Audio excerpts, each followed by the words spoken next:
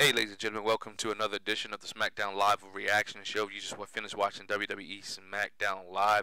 I just wanted to give you an update here. Glenn Thomas wants for 1/4 of the Wrestling Marks of Excellence, which you can hear each and every Thursday night on Fox Sports Radio 1340 AM 96.9 FM. You can also subscribe to us on Apple, iTunes, Google Play, Stitcher, as well as hit the subscribe button if you're watching us on YouTube right now. Hit the bell notification and never miss any of our shows ever again.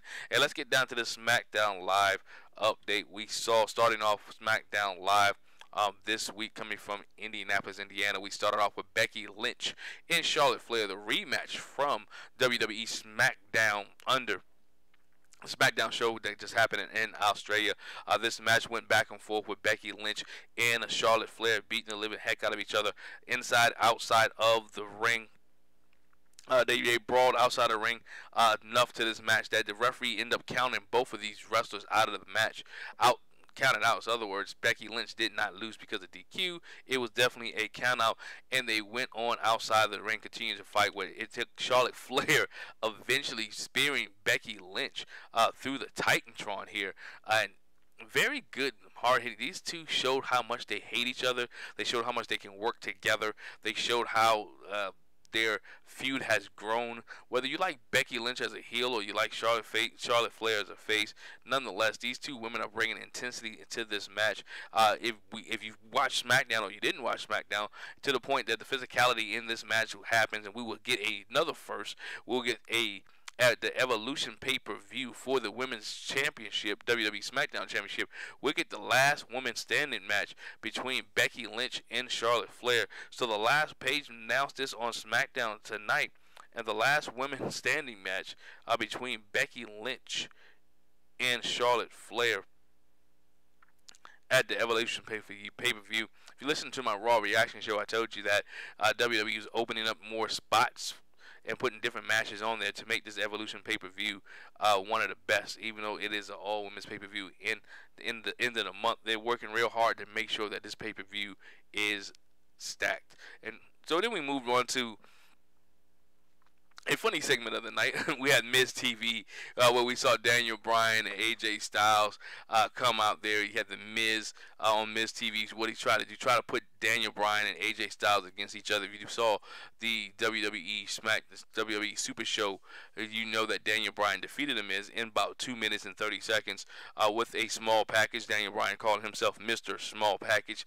Take that for whatever it's worth. Thought it was funny when you say Mr. Small Package. But nonetheless, Daniel Bryan, Mr. Small Package, aka Mr. Small Package, defeated the Miz in 2 minutes in Australia. And so now it will be Daniel Bryan taking on AJ Styles at the Crown Jewel pay-per-view coming from Saudi Arabia on November the 2nd. The Miz tried to put these two against each other. Did not work here. The Miz did tell them that the winner of the November 2nd match, he got next. It's just like on a basketball court when you play 5-on-5 and you came in with your ball and everybody else was balling. He's like, yo, I got next. So the Miz said, I got next. Regardless of who wins, I have next. So y'all can do whatever you want to do. But after Crown Jewel on November 2nd, the Miz declared himself to be the number one contender because his shoulders were not pinned, according to the Miz, and they were not pinned at the Super Show in Australia. The Miz put it up. The referee did not see it, but nonetheless, Daniel Bryan got the win anyway. Then we moved on to a match that was an impromptu match. We saw AJ Styles taking on Shelton Benjamin. It's good to see that Shelton Benjamin, in the last 2 weeks, we saw Shelton Benjamin take on Daniel Bryan. We saw Shelton Benjamin take on AJ Styles. Shelton Benjamin is a worker. If y'all don't know, if you're too young, go back and check out Shelton Benjamin stuff in the early 2000s. Shelton Benjamin is a blue chipper for a reason. If you don't believe me, ask JR. Shelton Benjamin is definitely a blue chipper. This was a good match.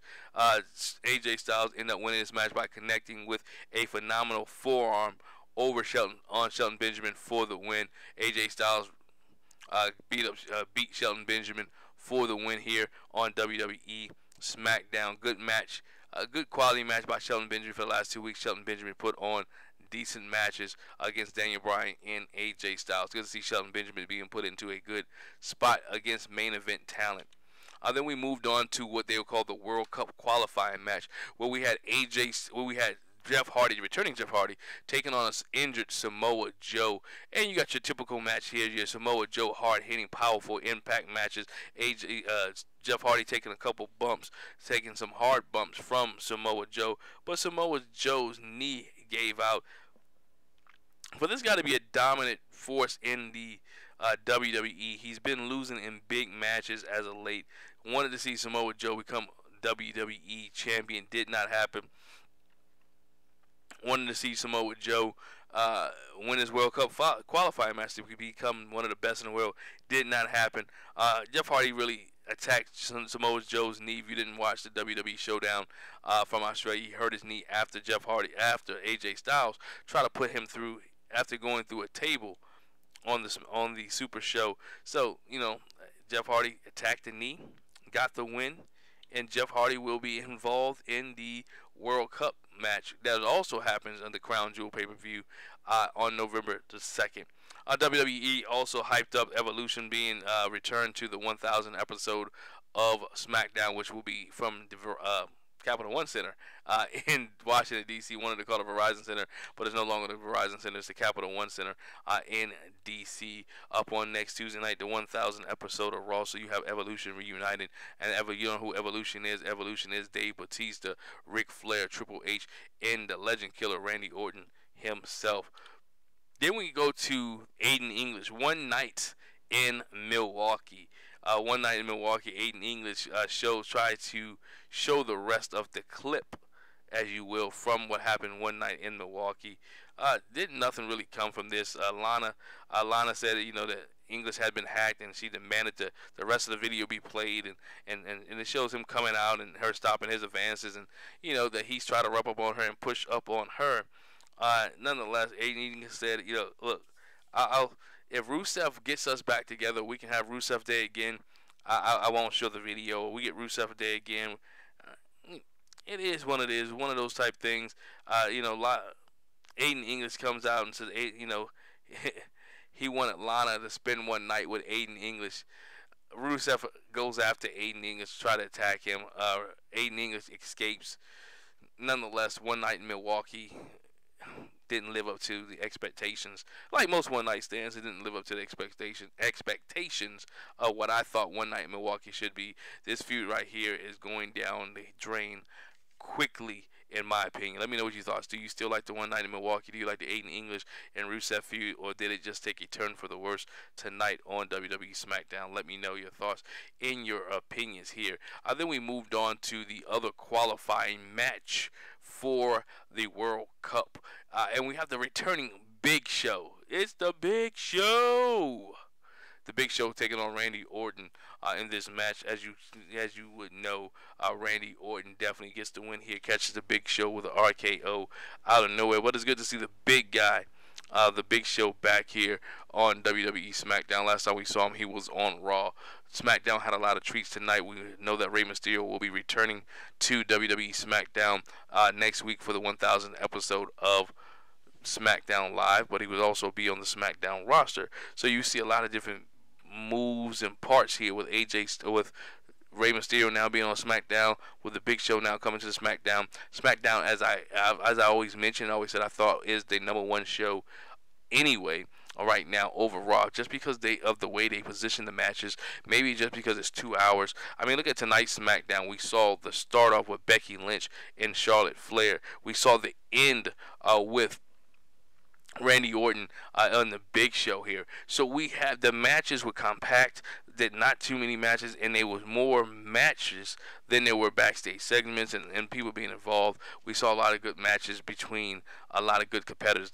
The Shelton Benjamin AJ Styles match. It was just that these matches was compact. Same thing reason you like NXT, because in that 1 hour NXT that you get quick matches. You get matches that tell stories. 3 hours Raw, you got dead time. You get to see the same characters over and over again. SmackDown, you at least get to see the characters about one time. And in that match, Samoa Joe, Jeff Hardy was a decent match here. But we talked about the World Cup. Here are the World Cup qualifiers so far. John Cena is a World Cup qualifier.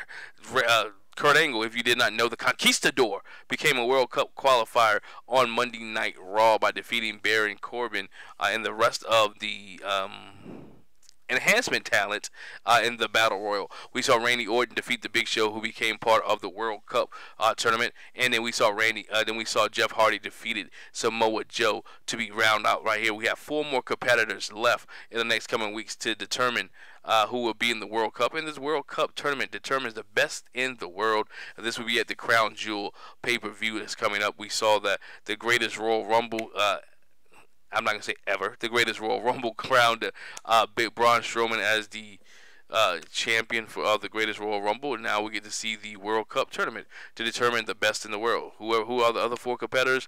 Only time will tell. Continue to watch WWE SmackDown. Continue to watch Monday Night Raw. Continue to listen to us, Wrestling Marks of Excellence, on Fox Sports Radio 1340 AM and 96.9 FM each and every week. Myself, the Wizard Nephew Corey, as well as Champ Creed, who drops by every once in a while to give us his thoughts and opinions in the world of professional wrestling. Make sure you go to Apple iTunes and download our podcast, Wrestling Marks of Excellence. Go ahead and leave a 5-star review. Go to Google Play as well as Stitcher. If you're watching this on YouTube, make sure you hit that subscribe button and that bell notification. Let me know what you thought of WWE SmackDown from this Tuesday night. Do you like those that are in the World Cup tournament right now? Who would you like to see in the World Cup tournament to determine the best in the world?